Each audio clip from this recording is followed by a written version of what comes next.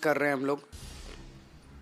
पहला तो है कि दिल्ली में मैं जगह जगह घूम रहा हूँ।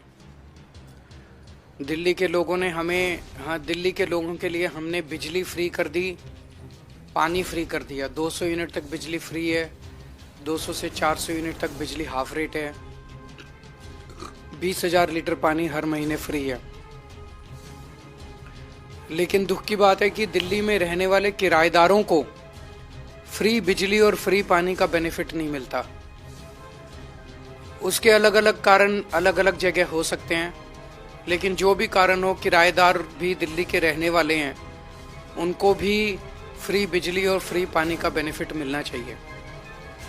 मैं जहाँ भी जाता हूँ तो किराएदार मेरे को घेर लेते हैं, कहते हैं जी आपके अच्छे स्कूल हैं, उसका बेनिफिट हमें मिल रहा है, मोहल्ला क्लिनिक का मिल रहा है, अस्पतालों का मिल रहा है, फ्री बस सेवा का मिल रहा है, फ्री तीर्थ यात्रा का मिल रहा है, लेकिन आपके फ्री बिजली और पानी का बेनिफिट हमें नहीं मिल रहा।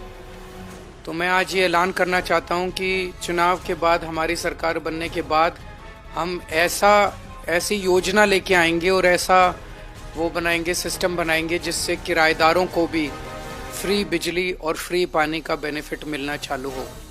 तो मैं सभी किराएदारों को बधाई देना चाहता हूँ। ये बहुत बड़ा कदम होगा। दिल्ली में अधिक पूर्वांचल के किराएदार आते हैं, पूर्वांचल से लोग आते हैं जो किराए पे रहते हैं और बहुत गरीब होते हैं। मैंने देखा है एक एक बिल्डिंग में 100-100 लोग भी रह रहे हैं, और इतने गरीबी की हालत में और इतने उसमें जब उनको सब्सिडी का और सरकार के बेनिफिट का नहीं मिलता तो वो उनको बड़ी तकलीफ होती है, फाइनेंशियली उनको बड़ी दिक्कत होती है। तो उन सब लोगों को अब फ्री बिजली पानी का बेनिफिट मिलना चालू होगा।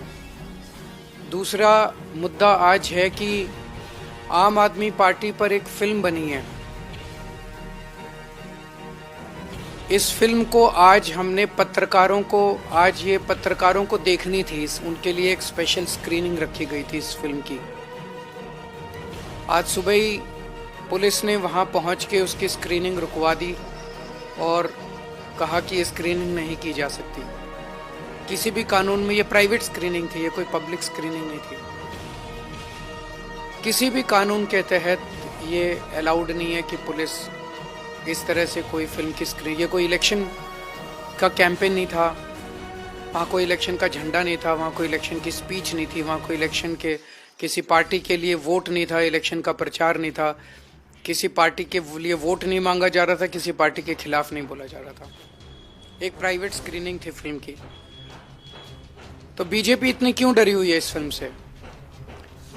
मैंने तो फिल्म नहीं देखी, लेकिन मुझे बताया गया है कि इस फिल्म के अंदर आम आदमी पार्टी के नेताओं को जो जेल भेजा गया पिछले 2 साल में, उन्हें जेल भेजने के पीछे की कहानी है, और कई सारे रहस्यों से और षड्यंत्रों से ये फिल्म पर्दा उठाती है। और ये बीजेपी के गैर कानूनी और गैर संवैधानिक तरीके से, जिस तरह से बीजेपी ने आम आदमी पार्टी के नेताओं को जेल भेजा था, उस पर से वो पर्दा उठाती है, और इसीलिए बीजेपी इतनी ज़्यादा डरी हुई है।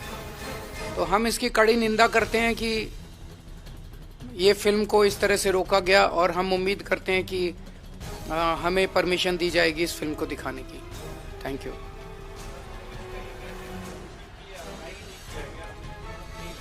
किससे लेनी होती है परमिशन? कहाँ लिखा है?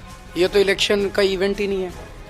पुलिस को बहुत समझाया गया, इसका इलेक्शन से कोई लेना देना नहीं है। वहाँ कोई इलेक्शन, कोई पार्टी का झंडा नहीं है, कोई प्रचार नहीं है, कोई वोट नहीं मांग रहे, किसी तरह का कोई इलेक्शन इवेंट नहीं है।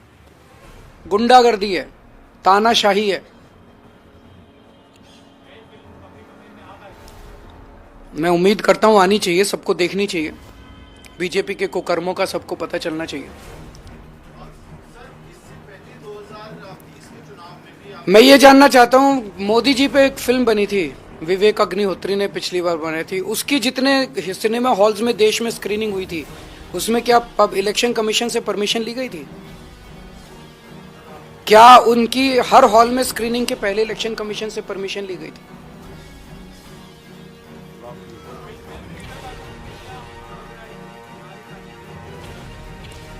मुझे आइडिया नहीं है। आज तो एक प्राइवेट स्क्रीनिंग थी जिसमें आप सब पत्रकारों को इनवाइट किया गया था केवल दिखाने के लिए।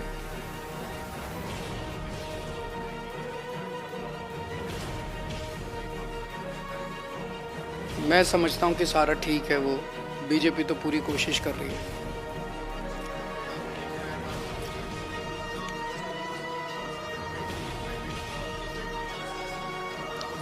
इसका उसमें कुछ अड़चने आई थी, तो वो सारी अड़चने दूर करके इस बार इसको लागू किया जाएगा ताकि उन तक बेनिफिट पहुंच सके। Thank you.